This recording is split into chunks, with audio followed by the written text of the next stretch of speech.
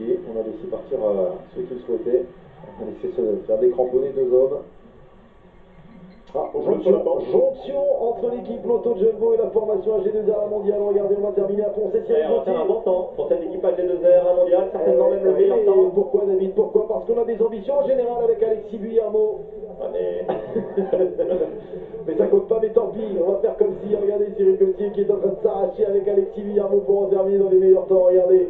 Ah mais c'est bien, hein. C'est bien ce qu'ils ont réalisé, les coureurs de l'équipe AG2R à la mondiale. On rappelle qu'avant le passage de la BMC, c'était l'équipe AG2R à la mondiale qui était en tête à l'intermédiaire.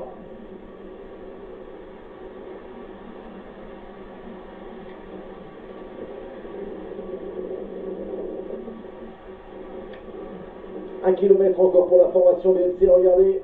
Ah, ce sera normalement le meilleur chrono assez largement pour la BMC qui va remporter ce chrono par équipe. Sans grande surprise. On n'a pas eu les temps intermédiaires de Sky, de Movistar, mais visuellement, je pense que ces deux équipes sont bien plus loin. On n'a rien du tout hein, sur le. Et l'équipe AG2R va peut-être se trouver deuxième. Hein. Ouais. Bon, pas de regret, parce que je pense que l'équipe BMC va pulvériser. 28-37 pour la formation AG2R à la mondiale. Meilleur temps. Leader provisoire à la formation AG2R à la mondiale sur ce contre-la-montre par équipe. Mais regardez, on est dans le dernier kilomètre pour la formation BMC. Qui va en terminer maintenant et qui va prendre la tête devant l'équipe AG2R à la mondiale. On va attendre de savoir, mais peut-être qu'aujourd'hui, les hommes de Vincent Lavenu pourraient terminer deuxième d'un chrono par équipe sur ce tour de la communauté de Valence. Avec ce nom moins appliqué, ça peut toujours servir hein, de faire un chrono par équipe à fond. Il y en aura un pendant le Tour de France. Il n'y aura pas exactement la même équipe, hein, forcément. C'est 2-3 coureurs qui y seront. Ouais, on peut penser à Oliver Nelson déjà. Pour le reste, on verra. Clément Chevalier peut-être. Allez, savoir. Axel Demont peut-être. Alexis Guillermo, on lui souhaite. Alexis Guillermo certainement également. Allez, on en termine pour la formation BMC. On va terminer à 4 pour l'équipe américaine. Regardez le chrono. 28-37, c'était le meilleur temps réalisé par l'équipe AG2R à la mondiale. Il sera largement battu. 27 minutes 17 a priori pour la BMC. Nouveau leader, la BMC assez logique. On va attendre désormais les formations restantes, David, l'équipe Sky, l'équipe Astana et la formation Movistar. 3 dernières équipes en piste. La formation Kazakh ici à l'image, partie depuis un petit peu plus de 21 minutes 30.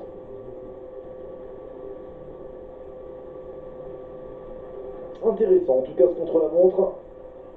Pour les équipes qui l'auront fait à fond, eh bien, ça donnera quelques repères malgré tout. C'est vrai qu'on peut avoir des regrets parce que quand on voit les images, on se dit que les temps auraient pu compter. Ah, c'est facile à dire après. Hein. Pareil, des fois on va annuler une course et puis finalement la météo s'améliore. C'est comme vous quand vous annulez votre barbecue puis finalement il pleut pas et il était faisable. Ah oui, voilà, des fois la météo, des fois c'est pas une science exacte. Quoique là, à 1 heure près, on voyait quand même que ça allait se dégager. Après, bon. La décision a été prise comme ça, apparemment personne n'a protesté. Du côté de l'organisation du Tour de la communauté de Valence, c'est pas comme dans les rois de la pédale, on n'a pas un David Moncoutier pour vous faire la météo. C'est bien utile. L'équipe Astana qui... Alors on n'a plus le temps intermédiaire hein, de cette formation Astana. 27 minutes 25, c'est le temps de la BMC, il vient d'être officialisé donc. C'est 1 minute et 12 secondes de mieux que la formation AG2R à la mondiale.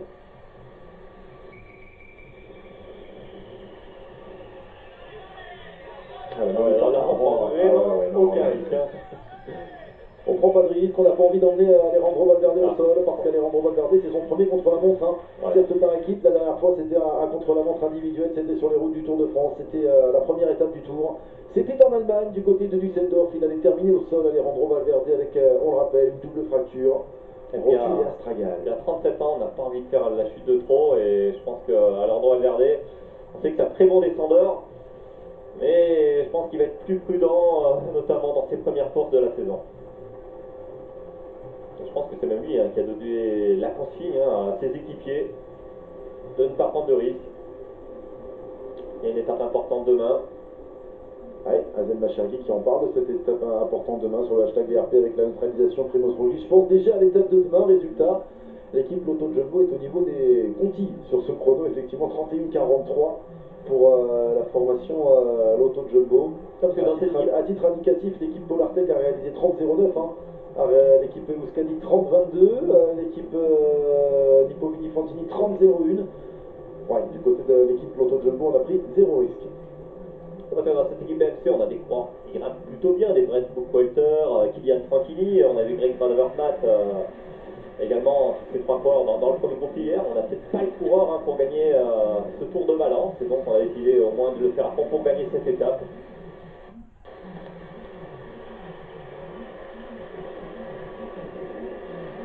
C'est dans leur culture également, faire les chronos par équipe à fond.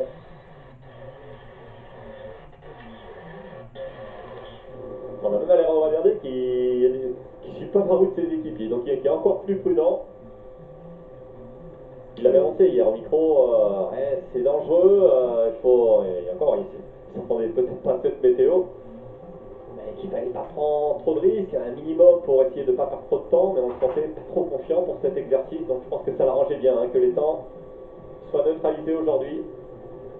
On vous rappelle qu'il n'y aura pas de neutralisation en revanche dans quelques minutes sur les Ralston Tour. On suivra avec David Moncoutier la deuxième étape de cette Ralston Tour après le coup de bordure hier.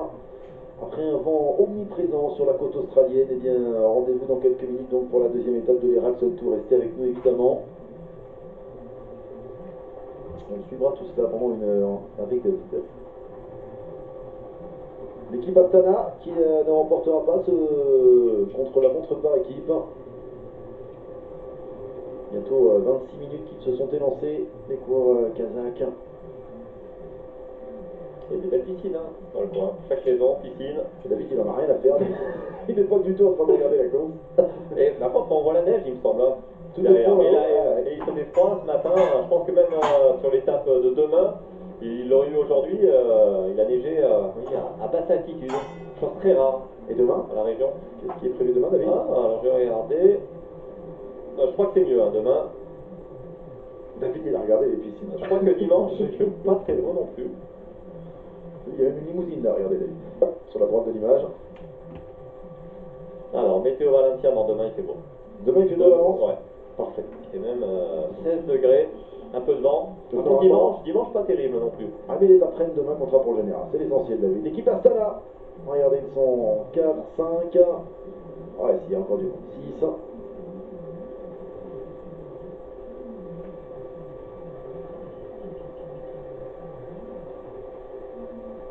Allez, on va en terminer bientôt pour la formation kazakh. On n'a pas de nouvelles des autres équipes, et notamment l'équipe Sky qui va être de juste devant. Ben si, ils sont là les Sky. Ils sont là les Sky pour vous donner une information. Va reprendre, ouais, il va reprendre 3 minutes. Ils sont partis avec 3 minutes d'avance les Sky. Ils vont être repris, regardez le temps. On est déjà à 30 minutes. Donc on est déjà derrière BMC, derrière AG2R, derrière Katusha, derrière Sprandi, derrière Direct Energy, derrière Sport Blonderon Paloise, derrière Gazprom Rousse Vélo. On est déjà derrière beaucoup de monde du côté de la formation Sky qui a décidé de s'entraîner cet après-midi, d'aller tourner les pattes simplement. On peut s'y attendre. Alors, c'est pas que ça donne une mauvaise image. Donc, le départ d'un chrono autant en dedans, en jambière, en le faisant vraiment très décontracté. Disons David qu'on n'a pas intérêt à se rater de main. Non. Parce que déjà hier, on va pas dire qu'on est passé à côté. On va pas dire qu'on est passé à côté hier du côté de la formation Sky, mais on n'a pas non plus réalisé une grande course. On a laissé partir Valverde, on a laissé partir Fulsang, Luis Sanchez. Oui, s'il gagne demain, et on a économisé nos forces, on était plus intelligents. Il y aura-t-il un peu plus de pression demain sur les épaules de Woodbooks notamment, qui est le leader de cette équipe Sky? Attention, réponse demain, soyez avec nous évidemment dès 15h. Enfin, c'est bon, là, l'équipe Astana va essayer. Allez, regardez, on rattrape les Sky sur un chrono par équipe. On va avoir le sourire en passant devant, je pense. C'est assez inhabituel de voir cette image, regardez. L'objectif des Astana, c'est de terminer devant l'équipe Sky, c'est-à-dire de mettre 3 minutes à l'équipe britannique. Image assez cocasse aujourd'hui à Valence sur ce contre-la-montre par équipe. Ah bon, on va terminer ensemble, regardez. Bon courage pour les chronométreurs, c'était déjà un beau bazar depuis le début. David déborde de rien.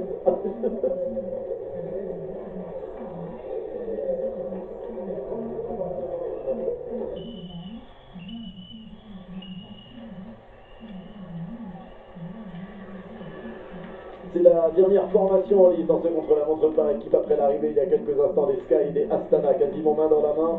Malgré un écart de 3 minutes au départ, c'est la formation Movistar qui va en terminer maintenant.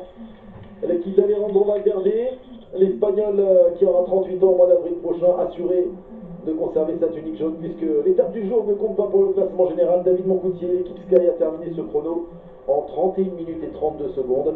L'équipe Astana en 28 minutes 33 4 secondes devant l'équipe AG2R. Ouais, Astana qui a fait mieux qu'AG2R la mondiale.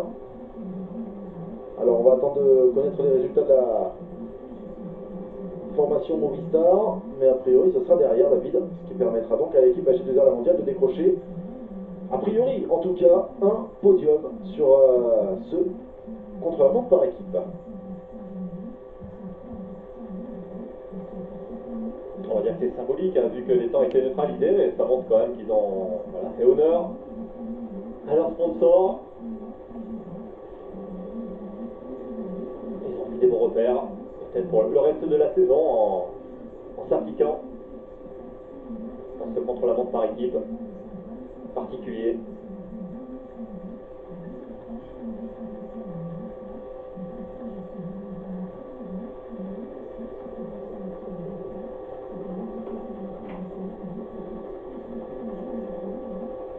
Je suis en train de chercher, David, si vous l'avez, la formation sur le hashtag DRP, n'hésitez pas.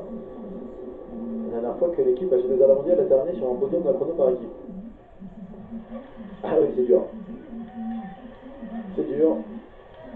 Voilà, on va chercher tout ça, on va essayer de se renseigner pour savoir le dernier podium par équipe. Alors après, c'est intelligent aussi, voilà, pour l'équipe Movistar qui quand même vise la victoire finale du Tour de Valence, ne pas se livrer, comme dit, à 100%, parce qu'elle sait que face à une équipe BMC, ça aurait été quand même compliqué d'aller chercher la victoire d'étape, et il vaut mieux garder toutes ses cartouches pour l'étape de demain, parce qu'ils en auront bien besoin, les Movistar, pour contrôler cette étape, hein, qui, voilà, il y a une arrivée au sommet, mais il y a quand même 7 difficultés avant. Donc on peut imaginer que l'équipe Sky va vouloir dynamiter peut-être de loin et pas courir comme elle a l'habitude à cadenasser la course, parce qu'il va falloir reprendre du temps à Alejandro Valverde. On ne serait pas surpris de voir des coureurs comme Gianni Moscon, Diego Rosa, David Delacruz tenter de loin demain. On rappelle effectivement une très belle étape. Ouais, il y aura une première difficulté après moins de 50 km de course, une autre difficulté au kilomètre 70, ça va s'enchaîner ensuite, pas moins de 1, 2, 3, 4, 5, 6 difficultés avant le final, et une étape qui ne fait que 181 km, avec une dernière bosse donc pour terminer la journée. Oh, il y aura du pain sur la planche pour cette équipe Movistar pour contrôler. Je me rappelle maintenant, c'est des équipes de 7 coureurs, donc un équipier de moins à rouler. L'Alto de la Scanteras, demain, arrivée de la 4e étape de ce tour de la communauté de Valence, étape reine demain. Et puis vous annoncez également qu'il y aura une autre étape reine demain, l'étape la plus dure et la plus longue, pardon, puisqu'elle fait plus de 200 km, et la plus dure jamais tracée sur les Ralston Tour. C'est l'organisateur lui-même qui la décrit ainsi. La plus dure de l'histoire de l'Erasmus Tour, ce sera évidemment à suivre demain également avec David Moncoutier. On va vous donner l'horaire dans quelques instants. Alors que l'équipe Movistar en termine maintenant, David. Ouais, l'arrivée sera jugée à Lake Mountain à 1400 mètres d'altitude sur cette Erasmus Tour. Ce sera un petit peu plus tôt que d'habitude. Un petit peu plus tard, pardon, ce sera à 17h15 pour la 3e étape de l'Erasmus Tour demain. Voilà. On en termine du côté de la Movistar donc. On connaît donc le classement, David. Victoire de l'équipe BMC devant la formation Astana, la 3e place pour l'équipe AG2R la mondiale, la 4e pour la CCC Sprandi Polkovic et la 5e pour l'équipe Gazprom. L'équipe Movistar qui donc ne remportera pas ce chrono par équipe mais qu'importe, puisqu'Alejandro Valverde le savait avant le départ, il est assuré de conserver cette tunique jaune de leader ce soir, puisque les temps aujourd'hui ne comptent pas pour le classement général. Alejandro Valverde qui va aller chercher une nouvelle fois ce maillot jaune.